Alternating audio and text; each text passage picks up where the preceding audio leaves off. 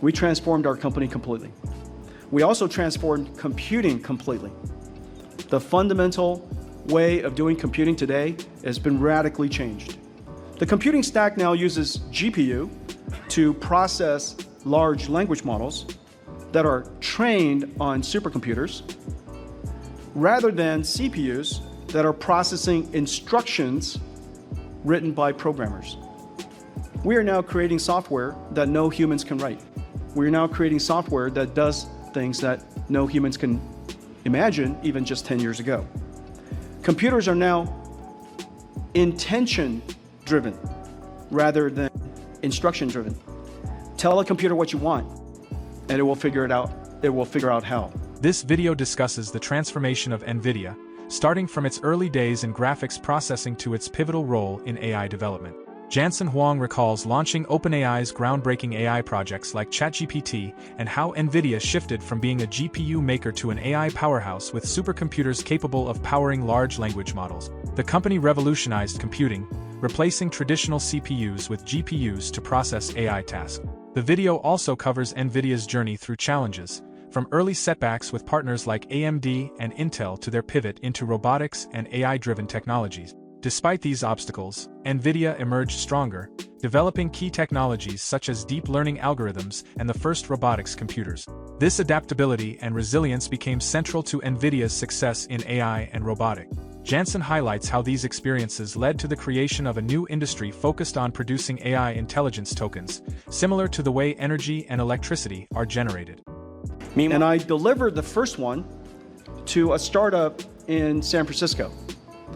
A startup nobody knew anything about, a group of friends of mine who were working on artificial intelligence, a company called OpenAI. In 2022, 10 years after AlexNet, and about a million-fold increase in computing later, a million-fold. If you could just imagine, what would it be like if your laptop was a million-fold more capable? A million-fold later, OpenAI launched ChatGPT, and AI went mainstream. During this decade, Nvidia transformed ourselves from a graphics company that many of you probably first knew us as, that builds GPUs, to now an AI company that builds massive data center scale supercomputers. As you know, Nvidia invented the GPU. This was before we invented AI factories. Our first great contribution to the computer industry was reinventing computer graphics through programmable shaders. We invented the GPU and programmable shading in 2000. We wanted to integrate GPUs into every computer.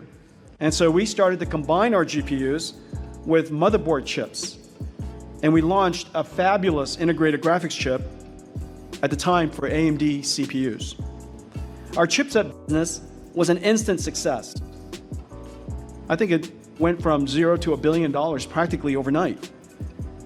But then all of a sudden, AMD wanted to control all of the technology in the PC, and we wanted to stay independent, so they purchased ATI and no longer needed us. We turned to Intel. That probably wasn't a great idea, but we turned to Intel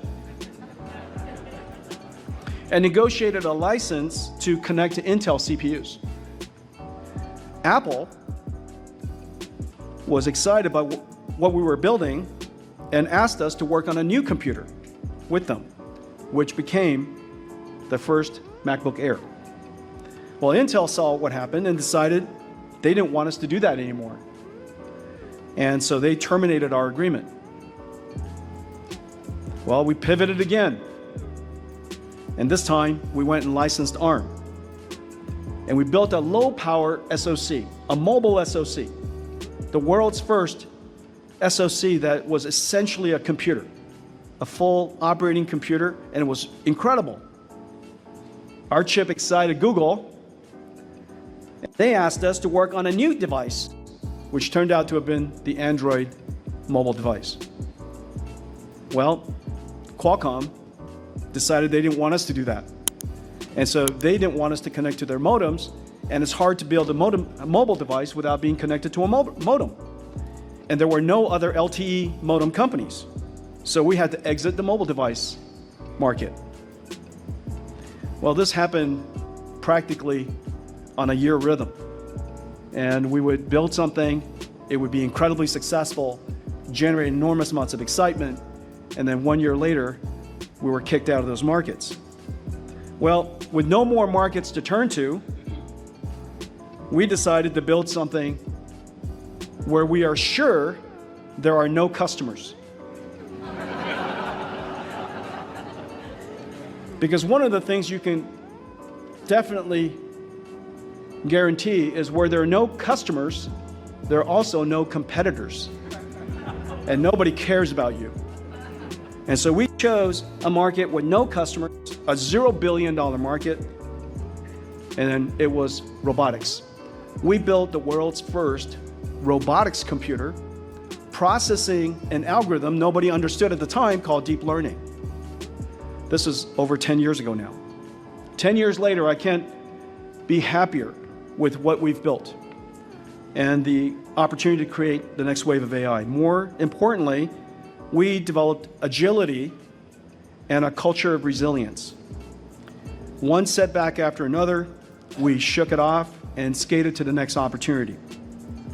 Each time, we gained skills and strengthened our character. We strengthened our corporate character. Our company is really hard to distract and really hard to discourage, and no setback that comes our way doesn't look like an opportunity these days. Ironically, the robotics computer that we built today doesn't even need graphics, which is why our journey started in the first place. So where we are today tells us something and teaches us something. The world is uncertain, as Richard Feynman would say, and the world can be unfair and deal you with tough cards. Swiftly shake it off. And like humans, AI applications will understand the mission, reason, plan, and orchestrate a team of large language models to perform tasks. Future applications will do and perform very similar to the way we do things. Assemble teams of experts, use tools, reason and plan, and execute our mission. Software and what software can do has been completely changed. Even our industry, as it's being changed and transformed, created yet another industry, an industry the world's never seen before. An industry is forming right in front of our eyes. AI's input and output are tokens. For all the engineers in the room, you know what I mean. These are floating point numbers that embed intelligence. Companies are now building a new type of data center that didn't exist before, that specialize in producing intelligence tokens. Essentially, AI factories. Like AC generators that Nikola Tesla invented of the past industrial revolution, we now have AI token generators, and they will be the factories of a new industrial revolution. There's large industries producing energy, electricity. We now have a large industry producing something invisible called software. In the future, in the very near future, we'll have industries that are producing, manufacturing intelligence, tokens, AI generators. A new computing model has emerged, and a new industry has emerged, all because we reasoned from first principles, formed our belief about the future, and we acted on them. The next wave of AI is robotics, where AI, in addition to a language model, also has a physical world model.